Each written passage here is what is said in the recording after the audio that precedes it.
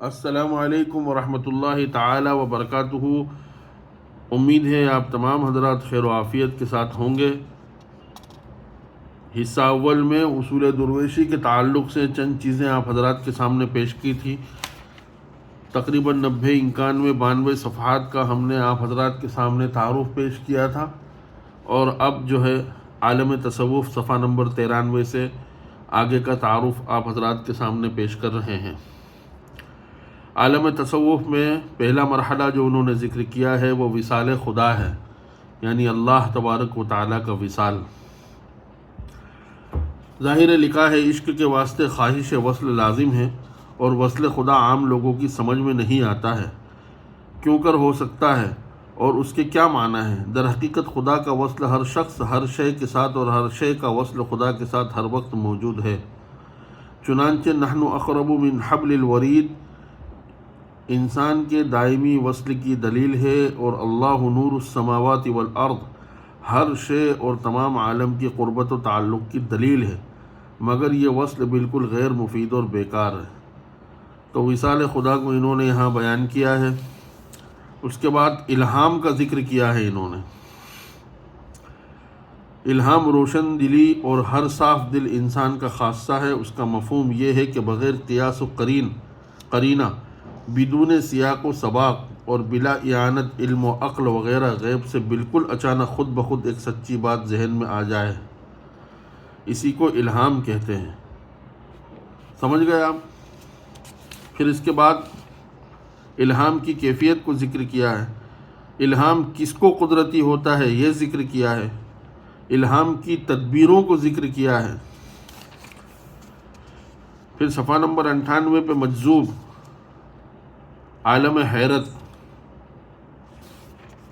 مجذوب کی پہچان۔ مجذوب اور مجنون میں فرق بہت مشکل ہے۔ مشہور ہے کہ ولی را ولی می شناسد، یعنی ولی کو ولی پہچانتا ہے، کیونکہ جو عالم حیرت کی زبان جانتا ہو وہ سمجھ سکتا ہے، اور سوائے اولیاء اللہ کے کوئی اور جان نہیں سکتا۔ تاہم چند علامات لکھے جاتے ہیں، یعنی مجذوب کی پہچان کی چند علامت۔ اول تو یہ کہ پشت کی جانب کھڑے ہو کر درود شریف پڑھے۔ یہ بہت غور سے سنیں آپ حضرات کہ مجذوب کی کیا پہچان ہے، اور اگر پہچان نہ ہو تو اس کی کیا علامات ہیں۔ اول تو یہ کہ پشت کی جانب کھڑے ہو کر درود شریف پڑھے، اس کی پیٹھ کی طرف، وہ مڑ کے ضرور دیکھے گا۔ دوسری شناخت یہ ہے کہ اس کے پاس تھوڑی دیر کھڑے رہنے سے یا خوف غالب ہوتا جائے گا یا اس کی طرف دل کھنچتا چلا جائے گا۔ سمجھ رہے ہیں آپ؟ دوسری پہچان یہ ہے کہ اس کے پاس تھوڑی دیر کھڑے رہنے سے یا تو خوف غالب آئے گا یا اس کی طرف دل کھنچے گا۔ اس کی وجہ یہ ہے کہ یا تو اس کا مزاج جلالی ہے یا جمالی۔ اگر جلالی مزاج کا مجذوب ہے تو خوفناک اثر ہوگا، اور اگر جمالی ہے تو محبت خیز، یعنی اس کی طرف دل مائل ہوگا۔ تیسری علامت یہ ہے کہ کبھی ہوش میں آ کر اپنی حالت خراب کو درست کرے گا، مگر مجذوب بلا اعانت مرشد، بغیر مرشد کی مدد کے کبھی ایسے ہوش میں نہیں آ سکتا ہے کہ اس کا مزاج بالکل درست ہو، اور اچھے اور برے کی تمیز ہونے کی وجہ یہ ہے کہ اس عالم سے پھر دنیا میں واپس نہیں آ سکتا۔ مجذوب کی پہچان آپ نے دیکھی۔ پھر عالم مثال ہے، پھر مدینۃ الاولیاء ہے۔ پچھلی ویڈیو میں اس کا ذکر میں نے آپ کے سامنے کیا تھا۔ پھر معجزہ، کرامات، سحر اور شابدہ وغیرہ، شعبدہ جس کو کہتے ہیں۔ پھر مشاہدہ نور، مغالطہ نار، سب تصوف کی اصطلاحات ہیں، اور ہم یہ سمجھتے ہیں کہ کتاب PDF مل جائے گی اور ہم ان چیزوں کو پڑھ کر عالم تصوف کی سیر کر لیں گے، یہ بہت مشکل ہے۔ اب دیکھیے صفحہ نمبر 109 سے اذکار و اشغال شروع ہو رہے ہیں۔ ابتدائی خاندان قادریہ کی کیا تعلیم ہے وہ ذکر کی ہے، خاندان چشتیہ کا طریقہ ذکر کیا ہے، نقش بندی کا طریقہ ذکر کیا ہے۔ عالم تصوف کے اذکار صوفیہ چشتیہ کیا ہے وہ پورے انہوں نے ذکر کیے ہیں، دیکھ سکتے ہیں آپ۔ اور باقاعدہ انہوں نے ذکر کیا ہے کہ نام ذکر، تسبیح چشتیہ، تاثیر تصفیہ، تعداد 7 مرتبہ، وقت بعد نماز، دعا یا جو چیز پڑھنے کی ہو، اللہم طاہر، توبہ و استغفار کر کے بعز و انکسار دعا پڑھے، پھر 11 مرتبہ استغفار، 11 مرتبہ درود شریف پڑھ کر 4 زانو یوں بیٹھے کہ پاؤں کے انگوٹھے اور اس کے برابر والی انگلی کے درمیان رگے کی ماس جو گھٹنے کی طرف ہے دیکھ سکتے ہیں دبائے، اور کمر سیدھی کر کے بدل جمعی تمام ہیئت عظمت و جلال کے ساتھ بیٹھے اور خوش الہانی سے ذکر شروع کرے۔ پورا انہوں نے ذکر کیا ہے کہ اس کے اذکار وغیرہ کیا ہیں اور اس کا طریقہ کیا ہے۔ اشغال قادریہ ذکر کیے ہیں، کوئی نہیں بتاتا اس وقت متصوفین کی دنیا میں 170-80 سال پہلے کے جو صوفیہ تھے، ظاہر وہ اس طریقے کی مراقبات اور محنت شاقہ کرتے تھے اور ذکر و اذکار کی ایسی محفلیں سجایا کرتے تھے۔ اشغال نقش بندیہ، مراقبات کے طریقے، مراقبہ کرنے کا کیا طریقہ ہے وہ ذکر کیا۔ مراقبات نقش بندی، چند اشغال و اعمال تصوف برائے فائدہ خلائق، دیکھ سکتے ہیں لوگوں کو فائدہ پہنچانے کے لیے صوفی کے لیے کیا ضروری ہے کہ وہ کس طریقے کے اشغال کرے، اس کو یہاں ذکر کیا ہے۔ ظاہر ہے کہ یہ تمام کی تمام چیزیں بغیر کسی شیخ کے خود بخود آدمی اگر چاہے تو حاصل نہیں ہو سکتا، وہ آدمی پاگل ہو جائے گا۔ اچھا، یہاں بہت اہم چیز ذکر کی ہے، شرائط مرشد کامل۔ مرشد کامل کی شرائط کیا ہے؟ نمبر 1، علم دین یعنی فقہ، اصول فقہ، حدیث اور تفسیر ضرورت کے موافق مرشد جانتا ہو، نہ یہ کہ جاہل مطلق ہو۔ اس وقت یہی مسئلہ ہے کہ جتنے پیر بنے ہوئے جاہل مطلق ہیں، نہ ان کو فقہ کا کوئی پتہ ہے، نہ اصول فقہ کا کوئی پتہ ہے، نہ حدیث کا پتہ ہے، نہ تفسیر کا پتہ ہے، جاہل مطلق ہیں۔ اس لیے ایسے صوفیوں سے دور ہٹنے کی ضرورت ہے۔ ایسا صوفی ڈھونڈے جو عالم دین ہو، فقہ جانتا ہو، ظاہر عالم دین ہوگا، اصول فقہ جانتا ہو، ظاہر عالم دین ہوگا، حدیث اور تفسیر جانتا ہو، عالم دین ہوگا۔ نمبر 2 شرط، پرہیزگاری یعنی شریعت کے مطابق ہر ایک کام کرتا ہو، گناہ کبیرہ سے باز رہتا ہو اور صغیرہ سے بھی بچنے کی کوشش کرتا ہو۔ مرشد کامل کی نشانیوں میں سے دوسری نشانی یہ ہے، شرطوں میں سے نفرت دنیاوی۔ تیسری شرط، طالب دنیا نہ ہو، جتنے نعمات دنیاوی ہوں ان کی طمع اور خواہش بھی نہ رکھتا ہو۔ مستقل مراج، تلون مزاج نہ ہو، رنگین مزاج نہ ہو، سمجھ گئے؟ متین، سنجیدہ اور پختہ کار ہو، دنیاوی معاملات میں عقل مند اور ہوشیار ہو۔ ٹھیک ہے؟ زمانے دراز تک کسی ولی کا صحبت یافتہ رہا ہو، یہ شرط ہے۔ 1 2 3 4 5ویں شرط، کسی درویش کامل کا مرید اور معتقد اور صحبت یافتہ ہو، نہ یہ کہ خود رو ہو یعنی خود نہ بنا ہو۔ علامات انوار، بہت سارے لوگ ولیوں کو ڈھونڈتے ہیں، ان کے انوار کی کیا علامات ہیں؟ لکھا ہے کہ نور بالائے ناف سے پیدا ہو، رنگ اس کا کو آتش و دودھ، دیکھ لیجئے یہ سب چیزیں ہیں علامات انوار کی۔ مراتب فنا کیا کیا ہو؟ شرائط طریقے شتاریہ سلسلے کے بانی مبانی عبداللہ شاہ شتار رحمۃ اللہ علیہ، وہ ہمارے قریب میں ہی دفن ہے، ان کا کیا طریقہ ہے یہ ذکر کیا ہے۔ تفصیل اسرار مشاہدہ انوار و آثار بحالت اشغال و اذکار، ذکر اور شغل کرتے وقت کیا کیا آثار اور انوار مشاہدہ ہو سکتے ہیں، یہ اس کی تفصیل ہے، ذکر کی ہے۔ لطائف کیا ہے مجددی سلسلے کے، نقش بندی سلسلے کے کیا لطائف ہیں، ذکر کیے ہیں۔ وہ پوری تصوف کی کتاب کو بالکل کھول کے رکھ دیا ہے۔ اگر ان متبرک ناموں میں سے کسی ایک کا عامل ہو جائے گا تو دین اور دنیا کے تمام احکام کا حاکم ہوگا اور کسی بات کا محتاج نہ ہوگا۔ ظاہر ہے صوفیہ کے پاس لوگ آتے ہیں مدد کے لیے، تو دنیاوی احکام کو اللہ تبارک و تعالیٰ ان لوگوں کے لیے مسخر کر دے گا، لیکن شریعت وہی ہے۔ 130 صفحات جو ذکر کیے ہیں کہ مرشد کامل کی علامات کیا ہے، کیا کیا چیزیں اس کے اندر ہونا چاہیے، اسماء حسنہ، اس کے افعال و خواص اور اس کے پڑھنے کی تراکیب۔ الملک جسے 90 دفعہ پڑھنا ہے، جلالی جمالی مشترک ہے یہ. اس کے کون کون سے موکلین ہیں وہ ذکر کیے ہیں. اس کے عناصر خاکی ہے. افعال و خواص کیا ہے؟ صفائی قلب و غنا. 120 دفعہ پڑھنا ہے. اور کب پڑھنا ہے؟ زوال کے وقت پڑھنا ہے. دیکھ سکتے ہیں تفصیل کے ساتھ لکھا ہے.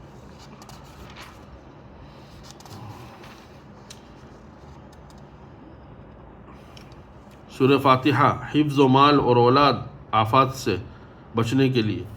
جمعے کو جب امام سلام پھیرے اس وقت الحمدللہ اور قل هو اللہ اور قل اعوذ برب الفلق اور قل اعوذ برب الناس. یا ایھا الناس قد جاءکم برہان سے صراطا مستقیمہ تک اتوار کو روزہ رکھ کر چمڑے پر لکھ کر باندھے. اگر دلہا دلہن زعفران سے لکھ کر اپنے امامے یا پیشانی پر باندھے یا پی لے تو وجاہت ہو.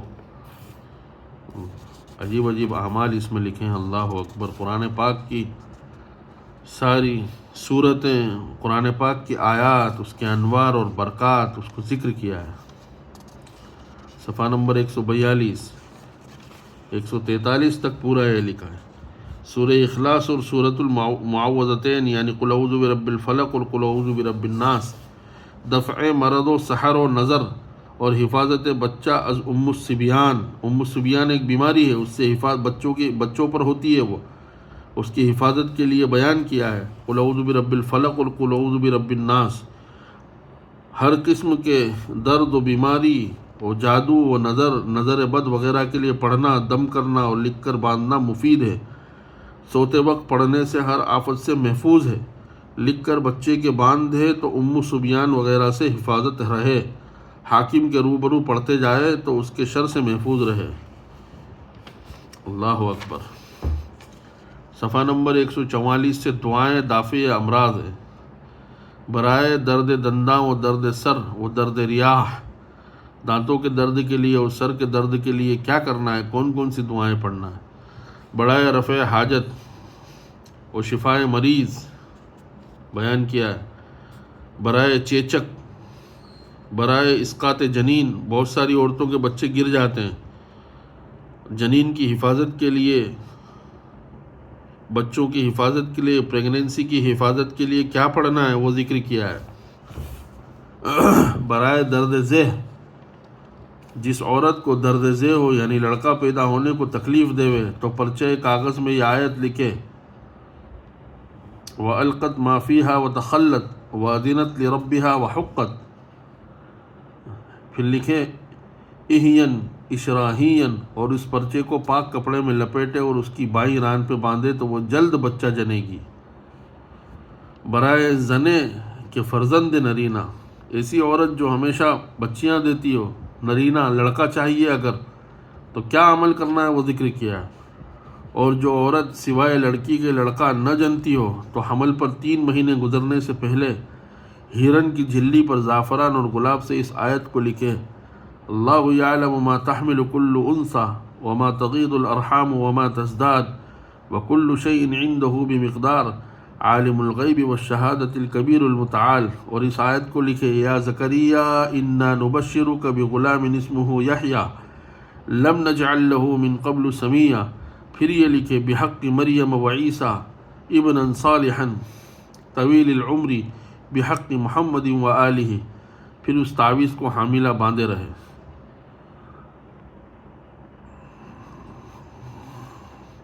اسی طریقے سے ایک اور عمل ذکر کیا ہے کہ جو عورت سوائے لڑکی کے لڑکا نہ جنتی ہو اس کے پیٹ پر گول لکیر کھینچے اور 70 بار ہر بار انگلی کے پھیرنے کے ساتھ یا متین لکھے.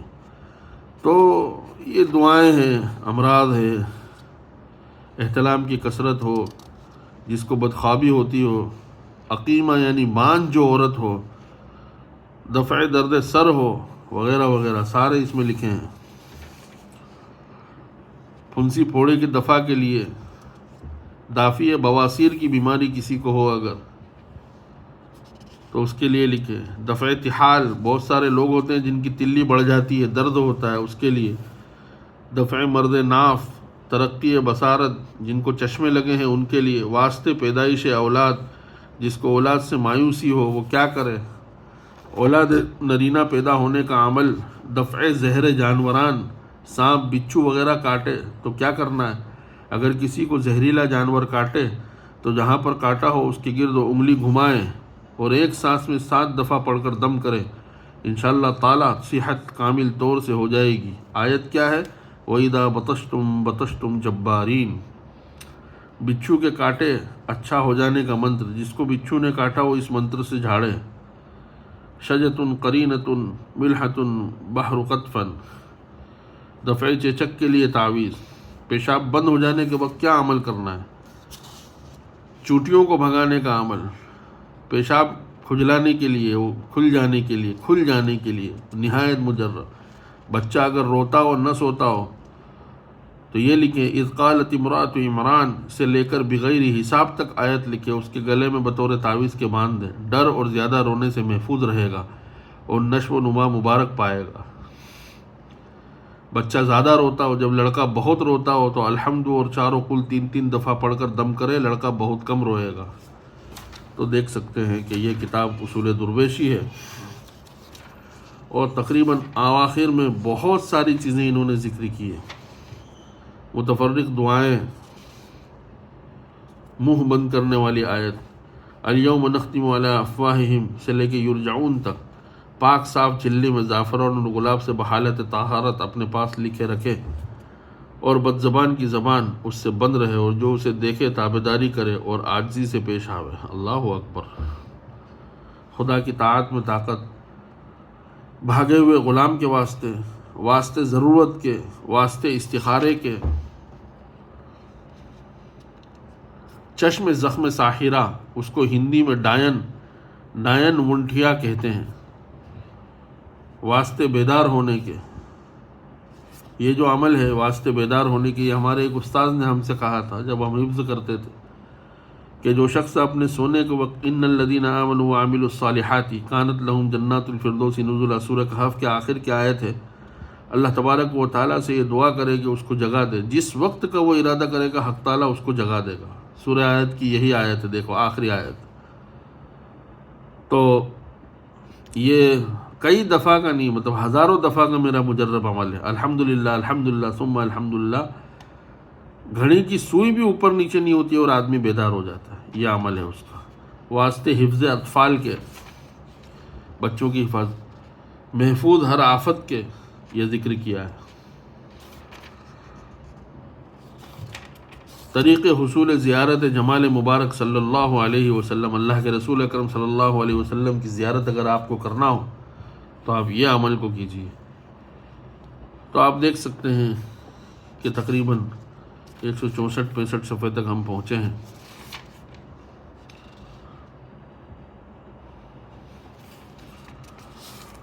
انشاءاللہ تبارک و تعالی پہلے حصے کی طرح یہ دوسرا حصہ بھی آپ حضرات کو پسند آیا ہوگا، اور بہت سارے حضرات مجھ سے گزارش کر رہے ہیں، ویڈیو کے آخر میں آپ سے کہہ دوں، آپ مجھ سے گزارش کر رہے ہیں کہ اس کی PDF دے دیں، تو دراصل میرے لیے مسئلہ یہ ہے کہ مجھے اس کو PDF کروانے کے لیے اس کی جلد بندی توڑوانا پڑے گی۔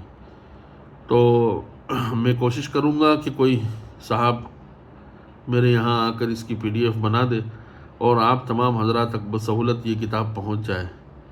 تو مجھے زیادہ سوشل میڈیا کے بارے میں معلومات نہیں ہے، میں معافی چاہتا ہوں، لیکن بہرحال جس انداز سے لوگوں نے اس کو پسند کیا ہے اور آپ حضرات نے ہمارے اس چینل کو محبت کی نگاہ سے دیکھے ہے، اللہ تبارک و تعالیٰ آپ تمام حضرات کو اس کا بہترین بدلہ عنایت فرمائے۔ اور ہم اپنے اس چینل کے گرو ہونے سے یا اس کے کمانے سے ہم نہیں چاہتے، ہم تو بس یہ چاہتے ہیں کہ کسی طریقے سے لوگوں میں پرانی کتابوں کی محبت اور پرانی کتابوں کی اویئرنیس زندہ ہو جائے دوبارہ، اور لوگ کتابوں سے محبت کرنے والے بن جائے، اور اپنے اس روشن ماضی کو یاد رکھیں، یاد کریں کہ کس طریقے سے مصنفین اور مؤلفین نے امت مسلمہ کو ایسا بڑا سرمایہ دیا ہے۔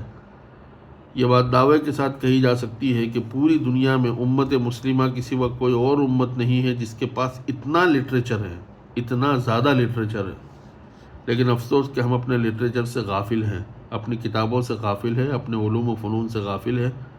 اللہ تبارک و تعالی ہم سب کو عمل کرنے کی توفیق عطا فرمائے۔ السلام علیکم ورحمۃ اللہ وبرکاتہ۔ اگلی ویڈیو انشاءاللہ تفصیل کے ساتھ اسی کتاب کی اور بنائیں گے۔ السلام علیکم ورحمۃ اللہ۔